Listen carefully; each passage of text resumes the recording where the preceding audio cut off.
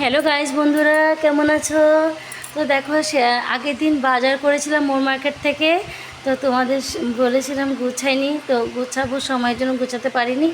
তো দেখো, ফ্যানটা চালিয়ে নিয়েছি, খুব গরম। তো দেখো কী কী এনেছি তোমাদের সাথে শেয়ার করি। মোর মার্কেটে গিয়েছিলাম, তো এনেছি এখানে 2 প্যাকেট সর্ষের তেল, আর এখানে 4 প্যাকেট সূর্যমুখী রিফাইন তেল, 2 প্যাকেট টাটা সল্ট, আর একটা চাউমিনের প্যাকেট, আর হচ্ছে কালো জিরে ধরো, কালো সর্ষে, সাদা সর্ষে, আর হচ্ছে গোটা জিরে। আর এখানে আছে স্যানসোডান পেস্ট, বড়টা পেয়ে গেছি আজকে সেদিন। তার হচ্ছে গরম মশলার পাউডার, আর হচ্ছে ভিমবার বাসনমাজি সাবান, আর এই যে সানরাইজ লাল মির্চ লঙ্কার গুঁড়োটা, আর হচ্ছে জিরের গুঁড়ো, হলুদের গুঁড়ো।